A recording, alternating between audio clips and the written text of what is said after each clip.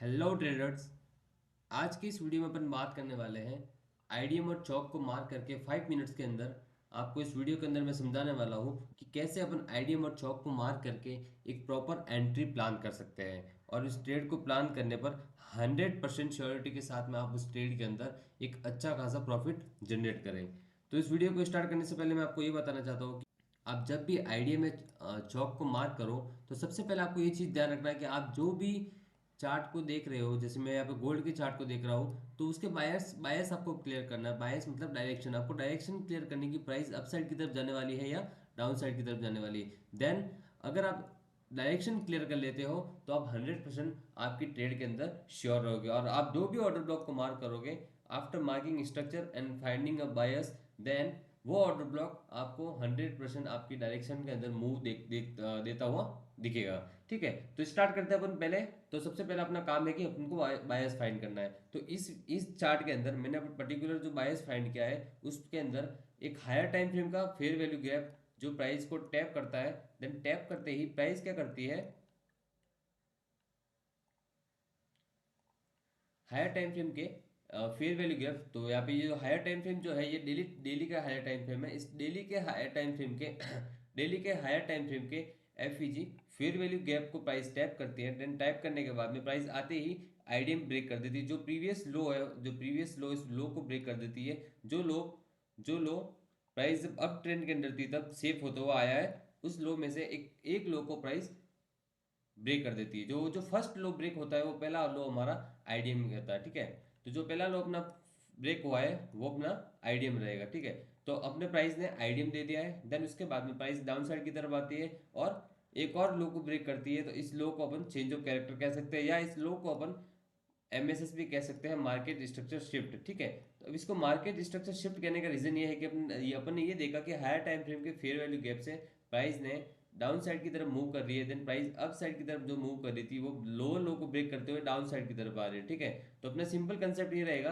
कि अपन को क्या करना है कि जब प्राइस आईडीएम और चौक दे दें, देन आईडीएम और चौक बता दें अपन को चार्ट के अंदर। जब आईडीएम और चौक प्राइस के अंदर अपने को दिखने को मिले तब अपन को क्या करना है कि higher time frame 4 hour, 1 hour and 15 minute, इन तीनों को कंबाइन करके जहां पर आपको एक कंबाइंड ऑर्डर ब्लॉक देखने को मिलता है, 1 आवर, 15 मिनट एंड 4 आवर, इन तीनों को कंबाइन करके आपको जहां पर एक ओवरलैप करता हुआ ऑर्डर ब्लॉक दिखे, जैसे कि मैंने इस ऑर्डर ब्लॉक को मार्क किया तो ये ऑर्डर ब्लॉक 4 आवर, 1 आवर और 15 मिनट के ऑर्डर ब्लॉक से ओवरलैप कर रहा है। ठीक है, प्लस इसमें 30 मिनट का जो ऑर्डर ब्लॉक है वो भी इसमें ओवरलैप कर रहा है। ठीक है, तो अपने पास में ये जो ऑर्डर ब्लॉक है एक 100% श्योरिटी वाला अपने पास में ऑर्डर ब्लॉक है। ये अपने पास में एक 100% एक्यूरेसी वाला ऑर्डर ब्लॉक है, जिस ऑर्डर ब्लॉक पे अपन कॉन्फिडेंट होकर ये कह सकते हैं कि प्राइस इस ऑर्डर ब्लॉक को टैप करके डाउन साइड की तरफ मूव देगी।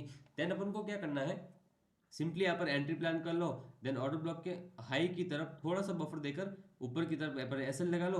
देन अपन यहाँ पे एक एंट्री प्लान करेंगे जिसका टारगेट अपना नेक्स्ट रहेगा इस लिक्विडिटी पॉइंट पर। ठीक है, तो बी लिक्विडिटी पॉइंट हमारा जो टारगेट रहेगा, जब ये ब्रेक होगा, जब इसके नीचे जब यहाँ पे क्लोजिंग होगी, तब ये पॉइंट हमारा एक नया ब्रेक ऑफ स्ट्रक्चर बताएगा जो कि एक डाउन साइड की तरफ का ब्रेक ऑफ स्ट्रक्चर रहेगा। ठीक है, नेक्स्ट अपन बात करें जब ब्रेक ऑफ स्ट्रक्चर हो जाए इसके बाद में अपन एक और एंट्री प्लान कर सकते हैं। इसके अंदर अपन को क्या करना है, इस लेग के अंदर अपन देखते हैं, ये अपने पास जो ये लेग है, इस लेग के अंदर अपन के पास में सिर्फ ये लास्ट वाला एक ऑर्डर ब्लॉक और एफवीजी है जो अपने पास में टैप नहीं हुआ है। बाकी का जो ऑर्डर ब्लॉक एफपीजी है ये टैप हो रखा है। ठीक है, देन अपने पास में जो लास्ट ऑर्डर ब्लॉक एंड एफपीजी है ये टैप नहीं हो रखा है। तो यहाँ पर अपने पास में एक फेयर वैल्यू गैप दिखता है अपने को, जिस फेयर वैल्यू गैप से अपन एक एंट्री प्लान करते हैं जहाँ पर हमें नेक्स्ट ब्रेक ऑफ स्ट्रक्चर का एक अपन को टारगेट मिल जाता है। तो इसका मेन कंक्लूजन ये है कि सबसे पहला पॉइंट अपना ये रहेगा कि आपको इसके अंदर बायस क्लियर करना है। जैसे कि मैंने इसके अंदर एक बायस क्लियर किया अपना कि हाँ प्राइस हायर टाइम फ्रेम, जैसे कि डेली टाइम फ्रेम के हायर टाइम फ्रेम के order block fair order block या फेयर वैल्यू गैप को टैप कर रहा है। ठीक है, तो अपना मेन टॉपिक था इसमें कि हाँ प्राइस ने हायर टाइम फ्रेम के फेयर वैल्यू गैप को टैप किया। ठीक है, टैप करने के बाद जब प्राइस ने लोअर लो को ब्रेक किया, जो लोअर लो सेफ होता हुआ आया था, जब प्राइस अप ट्रेंड के अंदर मूव कर रही थी, तब ये लोअर लो ब्रेक नहीं हो रहे थे और सेफ रह रहे थे। ठीक है, देन जैसे ही प्राइस ने एक लोअर लो को ब्रेक किया, देन अपने पास में एक आइडिया हो गया कि हाँ अब प्राइस अपना स्ट्रक्चर चेंज करने वाली है, चेंज ऑफ स्ट्रक्चर होने वाला है या मार्केट स्ट्रक्चर शिफ्ट होने वाला है। देन ऑर्डर ब्लॉक को कंक्लूड करो, जो भी और जो देन ओवरलैप ऑर्डर ब्लॉक को मार्क करो, देन वहां से आप एंट्री प्लान करो या फेयर वैल्यू गैप को मार्क करो, जो फेयर वैल्यू गैप आपको लास्ट लेग का जो फेयर वैल्यू गैप दिखे उसे मार्क करो एंड एंट्री प्लान करो, ठीक है।